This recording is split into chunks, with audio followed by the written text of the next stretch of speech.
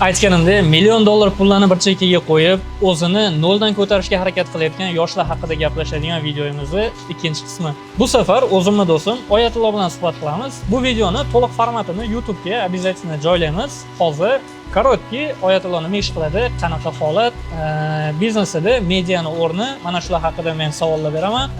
Bor narsalarni borida xudo xolasa aytib beradi. Ko'pchilik uchun albatta bu narsalar motivatsiya bo'ladi, energiya bo'ladi va qaysidir ishlarni boshlashiga, qaysidir ishlarni oldiga yuritishiga bu narsa katta yordam beradi xudo xolasa. Oyatullo, do'stim, rahmat rozi bo'lganingga. Oyatullo bilan sen deb gaplashishimiz bu yaqinligimizdan, lekin birovlarning oldida albatta hurmat bilan siz degan muomalani qilamiz. Oyatullo O'zbekistondan suvlar olib chiqadi. Bularning kompaniyasi bor. 3 yil bo'ldi. Qancha bo'ldi boshlagan? 3 yil bo'ldi, do'stim. 3 yil. Boshida nechta sotrudnik bor edi? Boshida 3 tamiz edi. 3 tadan boshlagan. 3 tamiz boshlaganmiz. Hozirgi kunda 160-170 ta sotrudnik bor. 170 ta sotrudnik. O'rtacha bitta ishchi necha pul oylik oladi? O'rtachasi. O'rtachasi 50 ming, 60 ming. 50 ming, 60 ming. Bu dollarda примерно $700 bo'ladi. Shunaqa xodimlar hozir taxminan 150 ta bo'ldi. Ularning ichida ko'p oladigani, kam oladigani bor. Da. Oladiganlari bor, 300 ming oladiganlari ham bor. 300 ming oladi. Bu taxminan 3,5 ming, 4 ming dollar pul bo'ladi. Zo'r. Bu narsa hamkorlikda qilingan, tushunishimcha. Shunaqa. Zo'r. Partnyorim bor bitta. Partnyorim bilan qilingan. Pechenyelar bor, konservatsiyalar bor. Aslida biza 70% suv bilan nima qilinadi? Biz Qirg'iziston bo'yicha ish qilamiz. Hammasi Qirg'izistonda qaysi setlar bo'lsa, hamma setda boramiz. Globusda ham bor. Globus, Aziya, Aqniyet. Zo'r. Oyiga qancha fura chiqaradi oldin, hozir qanaqa?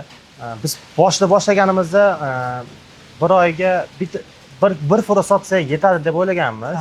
Lekin partnyorim juda gрамотный odam. Har bir narsani avtomatizatsiya qo'yganligi hisobiga ya'ni maqtab o'taman, sababi u odamdan ancha ko'p narsa olganman, ilm taraflama ham biznes taraflama. Hozirgi kunda 65-70 fura chiqqanmiz. Oyiga 65-70 fura suv, yana shunga o'xshagan narsalar chiqadi, taqdirlar. Endi bizning yo'nalishimiz media bo'lgani uchun, bizneslarni mediada rivojlantirish bo'lgani uchun bu narsa haqida yaxshi bilasan. Hozirgi videomiz ham o'zi shu mavzuda bizneslarga media qanchalik kerakligi haqida gapirishimiz kerak. Seni ishingda, seni biznesingda asosan Optim ishlaysan, lekin shunda ham Instagram ishlatasan. Instagramga qattiq xarajat qilasan, harakat qilasan. Shu haqida aytsang, qanchalik seni biznesingga media, internet yordam bergan, foydasi tekkan, qanchalik o'zgartirib kelyapti? Medianing juda katta ta'siroti bor. Buni burun tushunmasdik. Haqiqatan biz oddiy savdogar bo'lganmiz. Yana mana shu partnyorim juda mediaga yaxshilik yaqinlashing, target bering. Yana bir o'zining strukturalari bor. Shular bilan so'zsetlarga ancha nima qilganmiz, kirishganmiz. Shuni hisobiga Qirg'iziston bilan har bir oblastida 4 tadan bo'lmasa yo'q degan 2 tadan dillarimiz bor. Boshida deylik shu bir fura o'zingni tanishingga sotgan bo'lsang, keyin Instagramda boshlagandan keyin qaysidir begona odamlar, qanaqadir umuman sen tanimagan, bilmagan, xayolingga kelmagan odamlar internet orqali ko'rib chiqib, deylik 2 furaga oshdi, 10 furaga oshdi yoki bir 100 furaga oshdi, shu ma'noda. Biz boshlaganimizda aytayapman, boshida ham o'sha bir oyga bir fura sotsak yetadi deganmiz. O'z aslida yaxshi summa qoladi ekan deb o'ylaganmiz, lekin shu mediani qo'shganimizdan keyin, Instagramlarni yurgizib, targetlar berganimizdan keyin ob'emi o'sishni boshlagan. Endi kolossalniy o'sib ketgan u narsalar. O'z misol uchun bitta dilerimiz haftasiga 5 ta fura oladiganlari borda. Shu odamlar tushunishim bo'yicha gapingni bo'ldim, baribir diskussiya qilyapmiz, gapiraveraman. Shu odamlarni ichida umuman sen tanimagan, lekin seni media orqali ko'rib, ya'ni ishinglarni media orqali, Instagram orqali ko'rib, kelib sizlarga qo'shilganlar ham ko'p. Pasti 90% shunaqa bo'lgan. Demak 90% Instagram orqali, media orqali senlar yangi kanallar topishingiz. Shunaqa. Zo'r, boshqa zo'r. Endi bu yerda yana bitta уточнить qiladigan momentim, Oyatullo o'zi личный brendini prям aktivno продвигать qilmaydi. Hozir biz faqat produktlarni reklamasi haqida aynan suv bo'lsin, dillerlar bilan ishlash, hamkorlik takliflari bo'lsin, shunga o'xshagan narsalarning hammasini faqat produkt misolida, ya'ni mahsulotning o'zini reklamasi haqida gapiryapmiz. O'zingni brendingni nimaga yuritmaysan? Ya'ni o'zingni личный brendingni.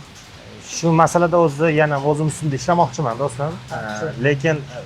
Lekin личный brendni yurgizish ancha hozirgi paytda kerak ekan. Bu narsani endi bilmaganmiz. mana уже endi bundan keyin Gapingga kirmaganmiz-da, hamma bilsin.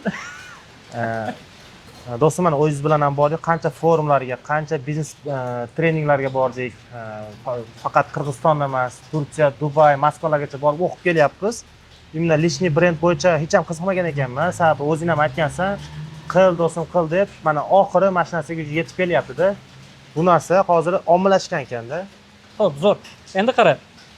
Ba'zi odamlar mana Instagram ishlatyapti. Yaqinda ham bir holat bo'ldi.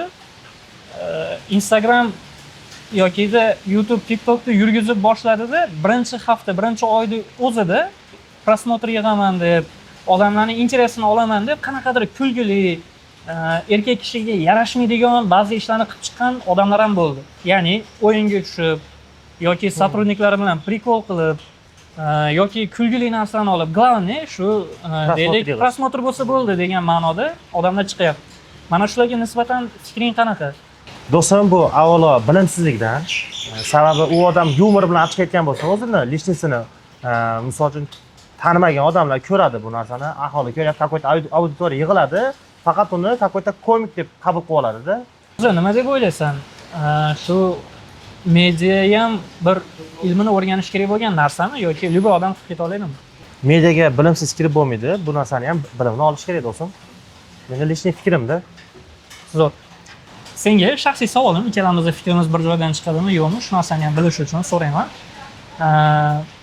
Ayollar, qizlar Instagramda aktivni ishlatyapti hozir.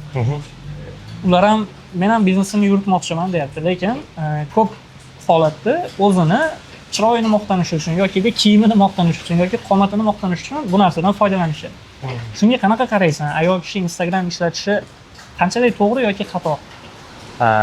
Instagramda ayol kishi yurgizsa, bu nima deb o'ylayman, men yomon deb o'ylamayman. Sababi agar yuzini ko'rsatmasdan, голосi chiqib, какой-то produksiyani sotsa, biznesga aylantirsa, da zo'r narsa. Lekin baribir sen aytgandek jasadini ko'rsatib, har xil komiklar qilib chiqsa, u noto'g'ri deb o'ylayman. Shunaqa. Rahmat. Nachinashlarga men maslahatim bo'ldi. Qo'rqmay qilganmiz. Nachinashlarga men yaxshi bir motivatsiya gapim. Главное sabr qilish kerak biznesda. Какой-то bir har xil to'siq bo'ladi-da. Endi misol uchun bir yangi bir mahallaga kirsangiz, chuqur yamasiga tushib qolsangiz, ertasi kuni yursangiz yana shu yamaga tushmaysiz. U yamani siz bilasiz, to'g'rimi? Уже mana tushdim deb. Xuddi shu biznesda ham xuddi shunaqa narsa. Har xil yamalarga tushadi, opit olinadi. Haligi amerikanlar gap bor, bum. Xuddi shunaqa biznes ham otilib ketadi. Nima deyishim kerak? Do'stim, sen bilan tanishganimizda ham, qancha birga o'tirganimizda ham qanaqa katta maqsadlarni gaplashardik. Xuddi shu yoshlarga ham shunaqa katta maqsadlarni nima qilish, orzu qilish kerak. Ashlarga qarab turib harakatni boshlash kerak. To'xtash kerak emas. Odamlar kulaveradi. Odamlar yaxshi gapirsangiz ham kuladi, yomon gapirsangiz ham kuladi, kichkina ish qilsangiz ham kuladi, katta ish qilsangiz ham kuladi. Himmatni kattaroq qilib, himmatni kengroq qilib, oshna agar harakat qilsak, Xudoyim bizga beradi, chunki bizni yaxshi ko'radi-yu, mana ishlarimiz o'xshayapti. Rizqimizni keng qilib yozib qo'ygandir, balki biz yalqov bo'lib, uyda yotib olib yoki-da ertaman sahar turmasdan soat 11-12 da ko'chaga chiqayotganimiz uchun balki определенный ishlarimiz o'xshamayotgandir deb ko'p haliga motivatsiya beradigan oshnalarimdan bittasi. Mana shu gaplari menga yoqqani uchun oshnam bilan ko'p gaplashib turaman. Keyin bu gaplarini o'ziga ham doim eslatib turaman.